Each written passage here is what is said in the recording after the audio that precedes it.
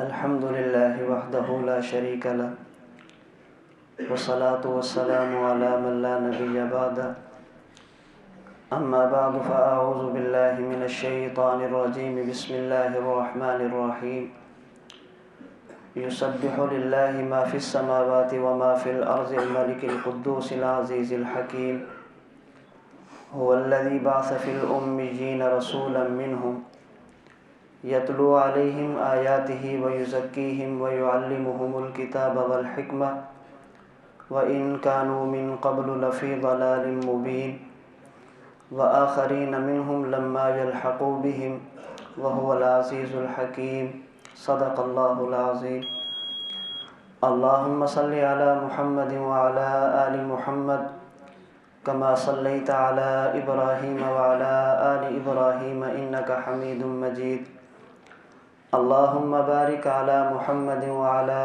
آل محمد كما باركت على إبراهيم وعلى آل إبراهيم إنك حميد مجيد۔ اللہ رب العزت نے اس دنیا میں انسانوں کو جو نعمتیں عطا فرمائی ہیں، ان نعمتوں میں ایک بہت بڑی نعمت ایمان، اسلام اور دین کی نعمت ہے۔ یہ نعمت کتنی بڑی ہے، اس چیز کا اندازہ اس بات سے لگایا جا سکتا ہے کہ موت کے بعد ابدی جنت اور ابدی جہنم کا فیصلہ ایمان کے ہونے اور نہ ہونے پر کیا جائے گا۔ اگر ایمان ہوگا تو ہمیشہ کی جنت ہے، اور اگر کوئی بدبخت ایسا ہے جو ایمان، اسلام اور دین کی نعمت سے محروم ہے تو پھر ابدی جہنم اس کا مقدر بنے گی۔ اللہ رب العزت نے ایمان، اسلام اور دین کی نعمت انسانوں کو براہ راست اور بلا واسطہ عطا نہیں فرمائی۔ جب بھی اللہ نے ایمان کی نعمت دی ہے تو افراد کے واسطے سے دی ہے، جب بھی اللہ نے دین نازل فرمایا ہے تو افراد کے واسطے سے نازل فرمایا ہے۔ تاریخ انسانیت میں کبھی یوں نہیں ہوا کہ اللہ تعالیٰ نے بغیر کسی واسطے کے انسانوں کو دین دیا ہو۔ وہ شخصیات اور وہ افراد جن کے واسطے سے اللہ نے انسانوں کو دین دیا، انہیں انبیاء اور رسول کہا جاتا ہے۔ جس پیغمبر کا ہم نے کلمہ پڑھا، اس پیغمبر اور پہلے انبیاء میں کئی ایک چیزیں مابہل امتیاز ہیں۔ کئی چیزیں ایسی ہیں جن کی بنیاد پر ہمارے پیغمبر کو تمام انبیاء پر فوقیت اور فضیلت حاصل ہے۔ ان میں سے ایک چیز جس کا تذکرہ اللہ تعالیٰ نے قرآن کریم میں ان الفاظ میں فرمایا، یا ایھا الناس انی رسول اللہ الیکم جمیعا، اور رسول اللہ صلی اللہ علیہ وسلم نے اس کا تذکرہ یوں فرمایا، ارسلت الی الخلق کافہ۔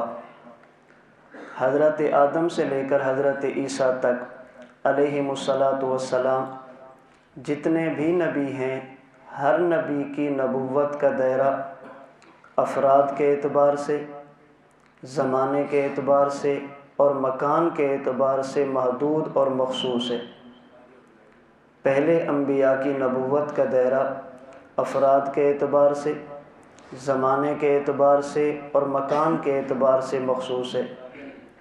رسول اللہ صلی اللہ علیہ وسلم کی نبوت کا دائرہ افراد، زمانہ اور مکان ہر اعتبار سے غیر محدود اور وسیع ہے۔ اللہ رب العزت نے جس طرح اپنے آپ کو رب الناس فرمایا ہے تو حضور علیہ الصلاۃ والسلام کی رسالت کے لیے بھی کافۃ للناس فرمایا ہے۔ اس کا معنی یہ ہے کہ جس طرح انسانیت کا کوئی فرد اللہ رب العزت کی ربوبیت کی حد سے نہیں نکل سکتا، اسی طرح حضور کے آنے کے بعد انسانیت کا کوئی فرد حضور کی رسالت کے دائرے سے بھی نہیں نکل سکتا۔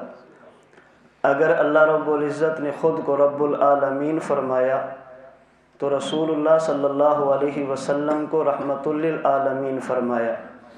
اس کا معنی یہ ہے کہ جس طرح کوئی جگہ اللہ کی ربوبیت سے باہر نہیں ہو سکتی، اسی طرح کائنات کا کوئی ذرہ اور کوئی جگہ حضور کی نبوت اور رسالت سے بھی باہر نہیں ہو سکتی۔ اسی کا تذکرہ اللہ تعالیٰ نے سورۃ الجمعہ کی آیت نمبر 2 اور 3 میں فرمایا کہ اے پیغمبر، ہم نے آپ کو 2 طبقات کے لیے نبی اور رسول بنا کر بھیجا، نمبر 1 فی الامیین اور نمبر 2 آخرین۔ امیین سے مراد عرب کے لوگ ہیں اور آخرین سے مراد بعد میں آنے والے لوگ ہیں۔ اب آخرین سے مراد کون ہے؟ کئی ایک مفسرین نے اسی آیت کی تفسیر میں اللہ کے نبی کا فرمان نقل کیا، جن میں حضرت امام قرطبی رحمہ اللہ نے تفسیر قرطبی میں، حضرت امام طبری رحمہ اللہ نے تفسیر جامع البیان طبری میں، امام ابن کثیر رحمہ اللہ نے تفسیر ابن کثیر میں اللہ کے نبی کا فرمان نقل کیا، جو کتب حدیث میں بھی مختلف الفاظ کے ساتھ موجود ہے۔ چنانچہ بخاری شریف میں حضرت ابو ہریرہ رضی اللہ تعالی عنہ فرماتے ہیں، جب اللہ کے نبی پر سورۃ الجمعہ نازل ہوئی اور اللہ کے نبی نے اس کی تلاوت فرمائی تو ہم نے پوچھا، یا رسول اللہ، امیین تو سمجھ آ گئے کہ آپ امیین کے نبی ہیں، اس آیت کریمہ میں آخرین سے مراد کون ہیں؟ حضرت ابو ہریرہ فرماتے ہیں صحابہ کرام نے 2 یا 3 مرتبہ یہی سوال کیا اور اللہ کے نبی خاموش رہے۔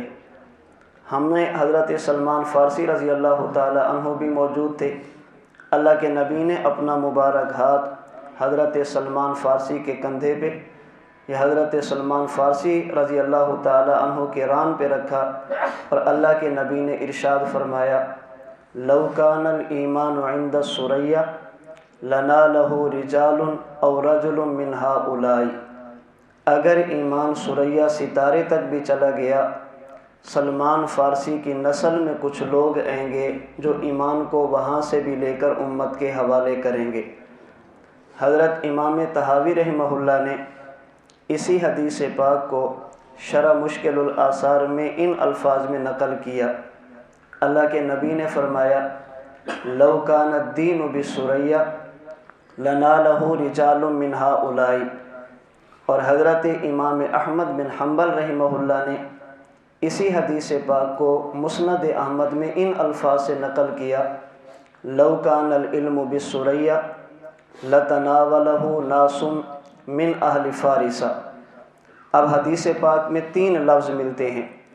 بخاری کی روایت میں اگر ایمان ثریا تک چلا گیا، شرح مشکل الآثار کی روایت میں اگر دین ثریا تک چلا گیا، اور مسند احمد وغیرہ کی روایت میں اگر علم ثریا ستارے تک چلا گیا، تو حضرت سلمان فارسی کی نسل میں کچھ ایسے لوگ آئیں گے جو دین کو وہاں سے لیں گے اور امت کے حوالے کریں گے۔ اب اس حدیث پاک کا مصداق کون ہے؟ علماء نے اس کے کئی مصداق بیان کیے، ان میں حضرت امام سیوطی رحمہ اللہ اپنی کتاب تبییض الصحیفہ میں فرماتے ہیں، قد بشر النبی صلی اللہ علیہ وسلم بالامام ابی حنیفہ فی الحدیث۔ اس حدیث پاک میں اللہ کے نبی نے جو یہ فرمایا کہ ایک شخص آئے گا جو علم، دین اور ایمان کو وہاں سے لا کر میری امت کو دے گا، اس حدیث پاک سے مراد حضرت امام اعظم ابو حنیفہ نعمان بن ثابت ہیں رحمہ اللہ۔ اور حافظ ابن حجر مکی رحمہ اللہ یہ حنفی نہیں ہیں، شافعی ہیں، یہ اپنی کتاب الخیرات الحسان میں فرماتے ہیں، ان الامام ابا حنیفہ هو المراد من هذا الحدیث ظاہر لا شک فیہ۔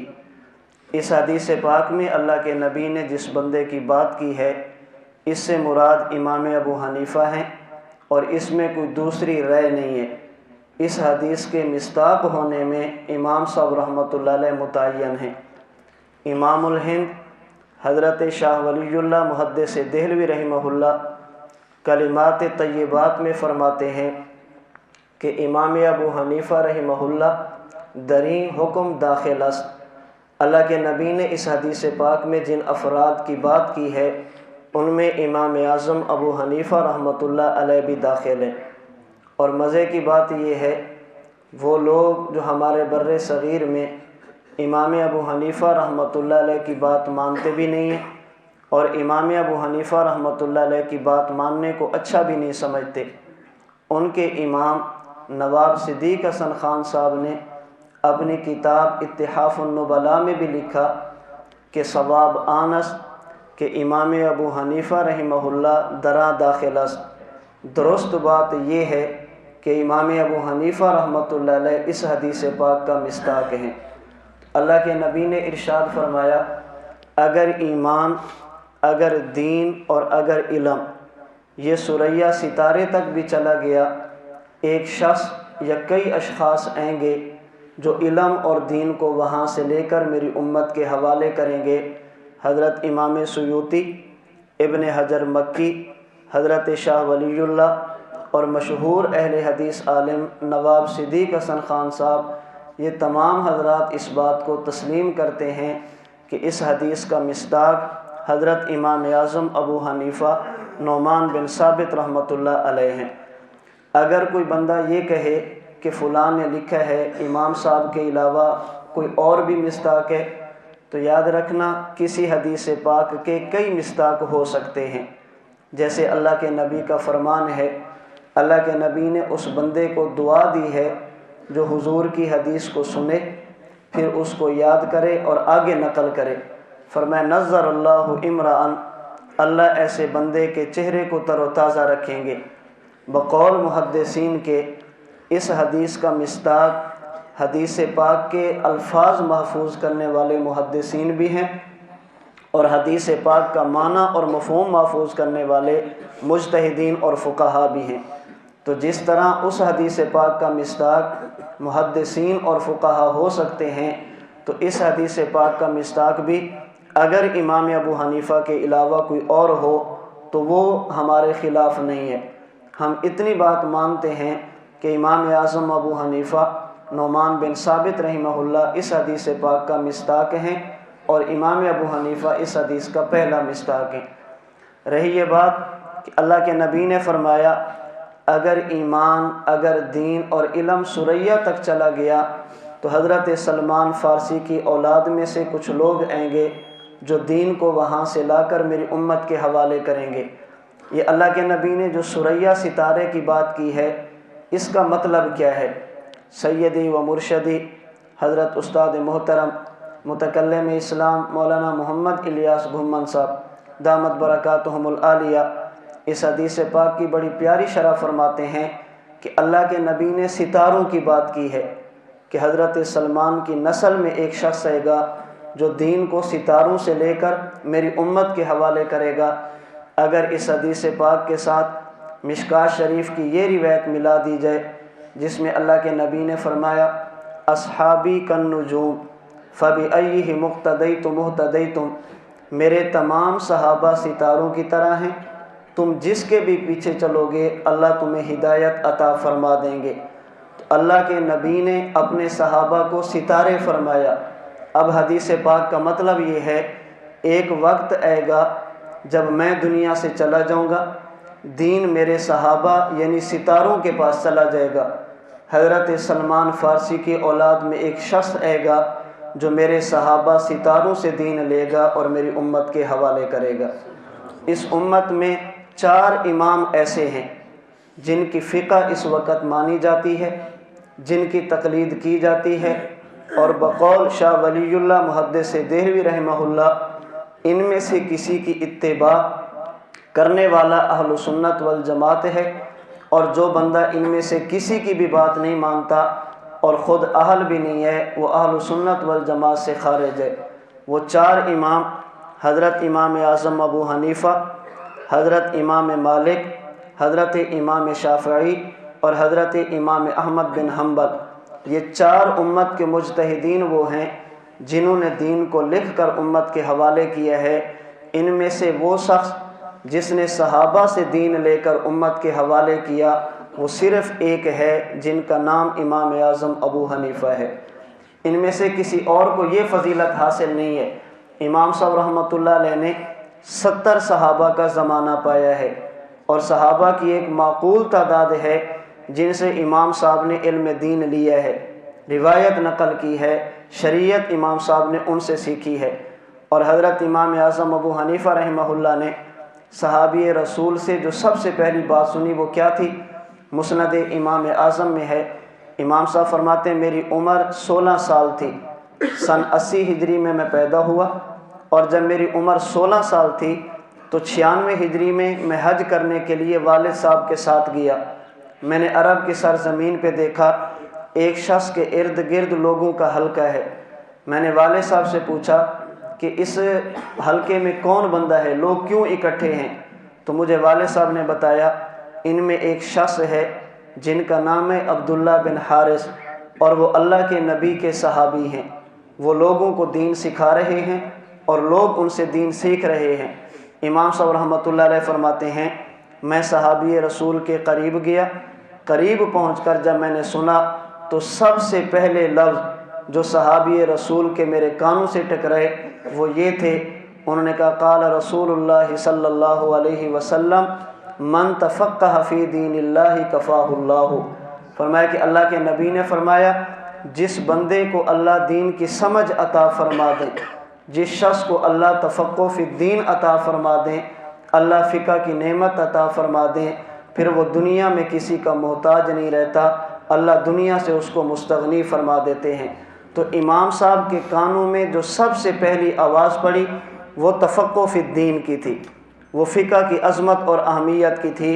امام صاحب رحمۃ اللہ علیہ نے اس فقہ کو لیا اور لے کر امت میں بیان کیا، اور ایسے بیان کیا کہ علماء مجتہدین امام صاحب کی اس فقہ کو ماننے پہ مجبور ہوئے۔ چنانچہ امام عبداللہ بن مبارک جیسا امیر المومنین فی الحدیث محدث یہ کہتا ہے میں نے دنیا میں ابو حنیفہ ایسا شخص دیکھا فما بالمشرقین لہو نظیر ولا بالمغربین ولا بکوفہ، جس کی مثال کائنات میں ڈھونڈنا بھی چاہو گے تو تمہیں نہیں ملے گی۔ یہ ایسا بے نظیر امام ہے۔ حضرت امام مالک رحمۃ اللہ علیہ امام صاحب کی قوت دلیل اور تفقہ فی الدین کو تسلیم کرتے ہوئے فرماتے ہیں میں نے ابو حنیفہ کو دیکھا اگر لکڑی کے ستون کو سونے کا ثابت کرنا چاہے تو دلائل کی دنیا میں سونے کا ثابت کر سکتا ہے۔ حضرت امام شافعی رحمۃ اللہ علیہ فرماتے ہیں دنیا کے جتنے بھی فقہا ہیں یہ امام صاحب کے بیٹے ہیں، اور امام صاحب رحمۃ اللہ علیہ فقاہت میں ان سب کے والد اور ان کے باپ ہیں۔ اور حضرت امام احمد بن حنبل رحمہ اللہ حضرت امام صاحب کی تفقہ فی الدین کو تسلیم کرتے ہوئے فرماتے ہیں سبحان اللہ ہوا من العلم الورع والزہد وایثار دار الآخرۃ بمحل لا یدرکہ احد۔ فرماتے ہیں امام صاحب رحمۃ اللہ علیہ علم اور عمل کی اس بلندی تک پہنچے ہیں جہاں تک دنیا کا کوئی دوسرا بندہ نہیں پہنچ سکتا۔ تو امام صاحب رحمۃ اللہ علیہ کے کانوں میں جو سب سے پہلی آواز اللہ کے نبی کی حدیث صحابی کی زبان سے کانوں میں پڑی ہے وہ تفقہ فی الدین کی تھی۔ تو اللہ تعالیٰ فرماتے ہیں پیغمبر ہم نے آپ کو امیین کا بھی نبی بنایا، آخرین کا بھی نبی بنایا۔ آخرین سے مراد بقول محدثین کے پہلے نمبر پہ امام اعظم ابو حنیفہ نعمان بن ثابت رحمۃ اللہ علیہ ہیں۔ ہمیں اس بات پر فخر ہونا چاہیے کہ اللہ کے نبی جس طرح تمام انبیاء کے سردار ہیں اللہ نے ہمیں عطا فرمائے، صحابہ کرام تمام امتوں کے تمام انبیاء کے ساتھیوں سے بہتر ہیں، اللہ نے ہمیں عطا فرمائے۔ تو جو مجتہدین کے سردار، جو مجتہدین کے بڑے سید الفقہاء ہیں امام اعظم ابو حنیفہ نعمان بن ثابت رحمۃ اللہ علیہ، اللہ نے یہ نعمت بھی ہمیں عطا فرمائی ہے۔